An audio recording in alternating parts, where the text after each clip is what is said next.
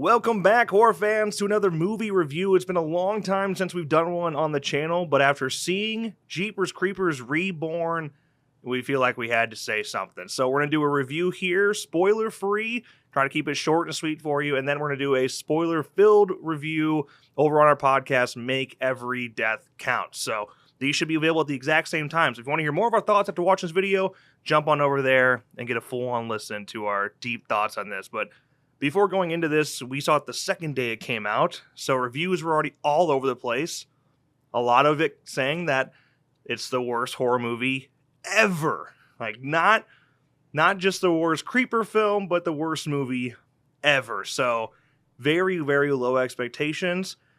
And it still might have gone lower than we thought. Still might have been worse than we were prepared for. Yeah, really low expectations, and yeah, they were not even met. I mean, it's at 3.5 stars on IMDb and falling. Yeah, there's only so many critic reviews so far on Rotten Tomatoes, so we can't really get an accurate. I think Cody Leach actually is the only one that has one on Rotten Tomatoes right now. So yeah, it takes some time, but I imagine that score is going to be very low, probably in the less than 10% category, because it's horrific. Yeah. And it sucks because this was kind of the comeback. This is a reboot.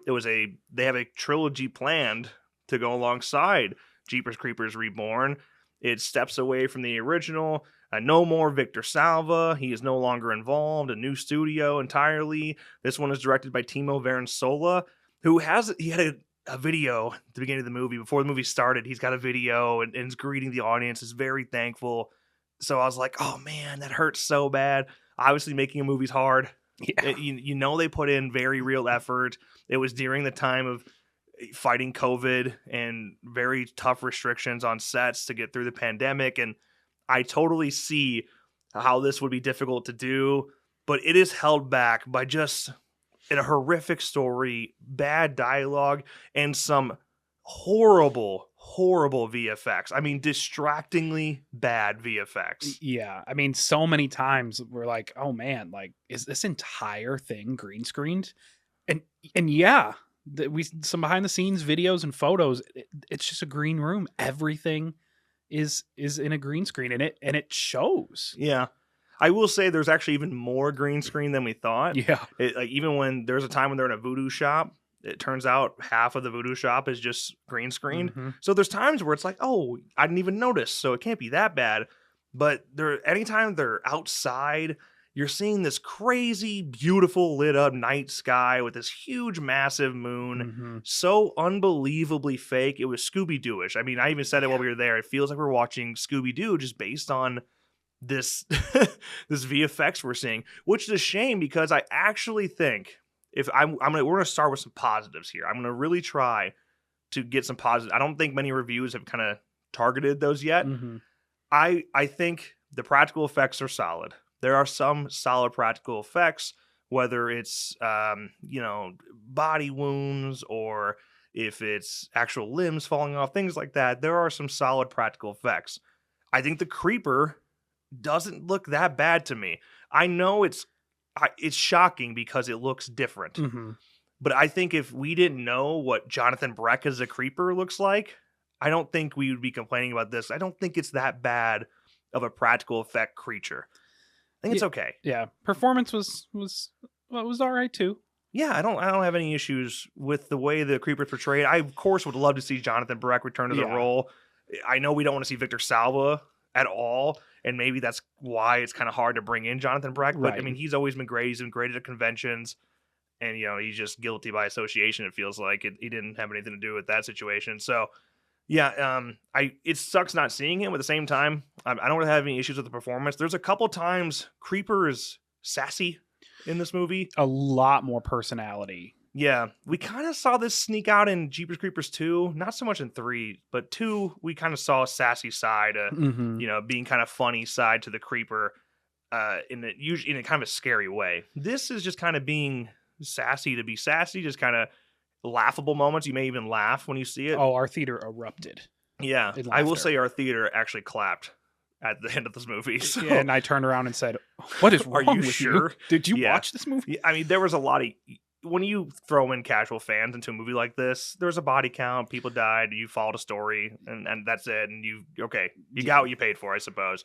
But I think 99% of horror fans are going to absolutely hate the movie. Yeah. I will say, so our two main characters, you got Lane and Chase. They're going to a horror convention. It's Horror Hound Weekend, which Horror Hound Weekend's a fantastic convention. If you are somebody who is a big horror fan and has been debating whether or not you want to go to a horror convention, and now you just saw Jeepers Creepers Reborn, you're like, oh my god, this is a freaky... No. It's such a horrible representation of Horror Hound. I was like, what the fuck? That is a festival. That was not a convention. I mean, yeah, there's definitely, I guess there's some around, especially the Midwest, where they have the whole convention is outside with some stuff inside. But that's not Horror Hound. Yeah, and it's very rare to see a convention like that. A horror convention is usually driven by vendors and horror celebrity autographs and things like that. Yes. This was straight up a festival, bonfires, DJs. Yeah, straight up DJ party. And it looked fun, but it's just not what a horror convention we would know it as, especially Horror Hound. But right. Whatever. It was it's just, I'm just saying, don't let that deter you. Yeah.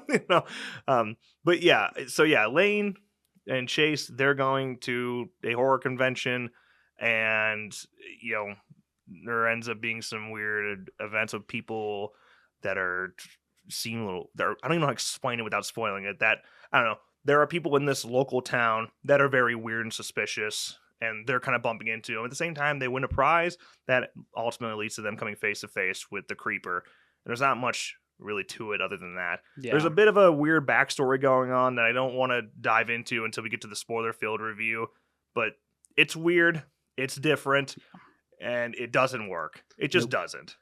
No, not at all. It is its own take on Jeepers Creepers, and I can respect that, but just the way it was executed, it was just not. And yeah, the script, it was awful. Just plain awful. Yeah, there's nothing too intriguing about the story. I understand we're resetting this as a reboot, but it is so limited both in setting and originality, and you don't care about basically any character in the movie. Even Lane and Chase, who are your main characters, one of which is pregnant, okay? You still find yourself not really caring what happens. Like if they die, they die. You're at that point as an audience member. Mm-hmm. So yeah, it's just, if you cannot be invested in your protagonist, these movies do not work. You can't have this be a Halloween Kills moment or a Texas Chainsaw Massacre 2022 moment where we want to root for Michael, we want to root for Leatherface. I don't like those movies for that reason. I think that's a very flawed way to go about a slasher movie, but at least you have that. Like I can see why you'd root for Michael. Okay, I get the bloodbath there. Creeper doesn't really have that same effect.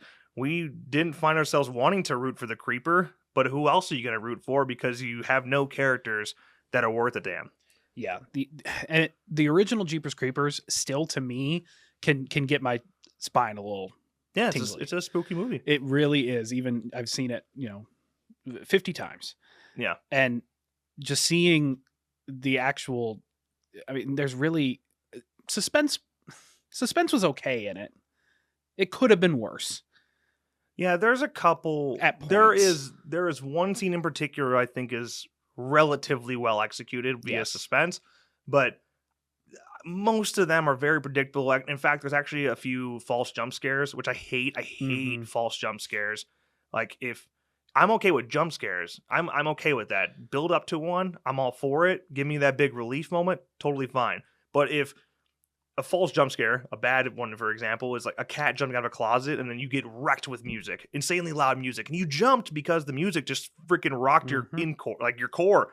You just got your organs just bounced around. Of course you jumped, but it's dumb because it was just a cat. So there's nothing very exciting about that. So I don't like shit like that. And that happens a few times in this movie.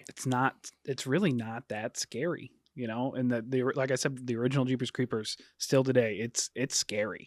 Even though you've seen it 100 times, it's still scary. And it's just, seeing the Creeper take this more comedic approach, it didn't work for me. Yeah, there's one time it's really bad. There's a couple I don't mind. There's a moment where he wags his finger I think that one is bad. Yeah. I don't like that one at all. But there's one I don't want to spoil it, but there's a moment at the front door right before he kills somebody. He does something I thought was a little cheeky. I was like, okay, I can let that one slide. Yeah. So I mean, there are also if I'm trying so hard to find positives because I don't want to shit on all the creators of this movie, but there are a couple fun Easter eggs that can kind of connect this movie to the original. Yeah. One of which is it's on the nose if you know what you're looking for, and I'm like, oh, that's really cool. I like the fact the opening scene we actually get a look at the Creeper's truck before it's all rusted. Although that scene is technically a recreation, it is like a mystery true crime show recreating the events of the Creeper, the urban legend of the Creeper. But we do get to see his truck before it's all rusted out. I was like, that's cool. I like that. I like seeing Dee Wallace, although her performance is bad. No offense. But I think it was intentional. I think so. Based on the scene she's in, I think she's intentionally bad, but I think they should have done that scene differently and made it very on the nose that we're doing a true crime setup rather than just making Dee Wallace look bad. I don't know. And yeah, all the other performances were not good. Yeah. Even our main characters. What guy who played Chase? Yeah, I'm starting on his name, but Imran. Imran something. He was all right. Yeah, I don't think the girl that plays Lane, I don't think she's bad either. She's bad. I mean, don't get me wrong, but at this you can only be as good as your script as well. Yeah, I think she has talent. I think she could put on a solid role. I think she would be okay, but she was definitely held back by a poor script. I think the third act is where she kind of shines a little bit, but again, still just poor writing. Yeah, she has to work with. There's a good chunk of the movie she's fighting a wound, and I think her performance while doing that is solid for the most part, but she definitely was told to more, and it got to the point where it's like, how the fuck are you in that much pain? Good and then Lord. You're good. Yeah, it's like, it's okay. Yeah. Take it easy, but she can go there if she wants to go there. That's what I'm saying. I think she has the talent. I just don't think she was given a script that's going to be able to show it off. So that's unfortunate. Yeah. But otherwise, performances.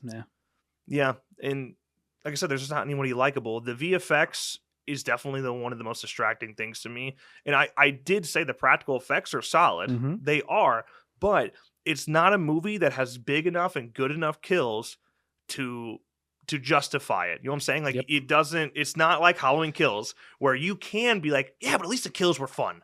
It's like, yeah, there's a couple okay kills, but nothing that's worth me watching it again ever in my life. It'd be really interesting to do a drinking game, and when you see the screen and it's just fully 100% CGI, and then it cuts to no CGI. Yeah. Why would they put so much time into practical effects? Why would you not get on a set? Get on location. There was a really cool shot.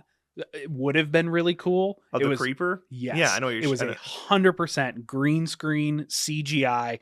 Like, if they could have somehow made it practical, even the setting, the building he was standing in front of, it was green screen. Yeah, I don't get such a bad choice. I suppose what they're trying to do is save on the budget. Well, yeah. But, God, it's just horrific. It's so distracting. Yeah, I want to see if I can find the budget real quick. It doesn't matter really what it is. It just doesn't justify the situation. You need to adapt accordingly, and if you had to change... They're obviously on nice. They're on a solid interior. I'm assuming that's probably a soundstage as well. Nothing's really wrong with the interior design. Although it said they shot on location in Louisiana and in the UK, so I don't know. Maybe that's not the case. But yeah, I don't. It doesn't seem right to me to have all green screen and whatnot. It's just that's a huge mistake. I can't find the budget right now, but yeah, and yes, you're fighting COVID, and that could have been a lot of part of it, but. I suppose. I mean, delay. Unless it is in your contract to get out. It's funny. It's funny you say COVID though, and like that's an issue. But instead of going outside and having real exterior sets, we're gonna go sit in a studio together. Where the COVID. We're just not. Yeah. Well, I did read before that there was a lawsuit preventing it. It was supposed to come out last year. Little marketing with it. I mean, no marketing with this. I mean, we got a trailer. Yeah, we got a couple of teasers in the trailer, and yeah, it was very limited. More than we got a Jeepers Creepers 3. Yeah, Jeepers Creepers 3, the thing is, when you watch that movie, you're like, it can't possibly be worse. It can't possibly be worse than Jeepers Creepers 3. And it somehow is. Yeah. It somehow is. I will say, I think I like the two main characters more in Jeepers Creepers Reborn, but the bar was so low. It's like, Fair. it's like it was so low. I don't know if it really makes any difference, but the script and the VFX, it's definitely inferior to 3. Yeah. So yeah, it's a disaster, dude. Like beginning, middle, and end, it's a complete and utter disaster. And the 3.5 out of 10 you're seeing in IMDb it's either more than fair or is giving it too much credit. It's that bad. Like it is just an awful, awful take. And it's a shame because of the situation. We had some hope surrounding it. We're finally getting a reboot. We're seeing the character again. Victor Salva's no longer involved, so maybe finally the character can be done right and fans can buy back in. And this is like, there's no way in my head that they finish off the trilogy that they had planned. There's absolutely no way they make enough money to do another one. Yeah. I wouldn't think. I've only like turned off a movie one time because it was so bad and it was Slender Man. Oh yeah. I don't think I would have turned this off if it was just a VOD release. I don't think I would have turned it off just because I have a little hope for Jeepers Creepers that it ain't dog shit. Yeah, but it was. It was. But it was. Honestly though, I think I'd rather watch this than Slender Man. And that's honestly probably the only movie that I would pick Jeepers Creepers over. Yeah, and that's like a 1 out of 10 movie, so it's that bad. It really is. Yeah, but all right, so yeah, that's our spoiler-free thoughts on Jeepers Creepers Reborn. If you want to hear us talk more about this, probably relatively in depth about our thoughts, and there's certainly a lot more to talk about that we can't talk about without going to spoilers. So go check out our podcast and make every count if that's the case. But if you were debating on whether or not to go see it and you wanted to see this review first to make your choice, don't. That's my answer. Don't go see it. Wait for the VOD. It shouldn't. I hate to shit on the creators, but this is a movie that should not make money. It should not make money because we shouldn't be justifying these types of horror releases. We're better than this shit. We didn't need whatever this rush script was. And in all honesty, you know, the 3-day Monday, Tuesday, Wednesday release, they knew it was shit. Oh yeah, they knew. There's otherwise you'd been better off going straight to Netflix or Hulu or something like that. But they probably didn't want it either. It was that bad. They knew it was shit. They can make a little money, and that's not on the actual filmmakers themselves. That's on a distributor. Right. So, yeah, they knew it was shit. Yeah, don't reward shit. Don't reward shit, man. Reward shit. The genre's better than that. Yeah. At least it needs to be. But all right, that's going to wrap up this video. If you enjoyed, make sure you drop a like and subscribe for more videos like this one. And of course, as always, thank you guys so much for watching, and we'll see you in the next one.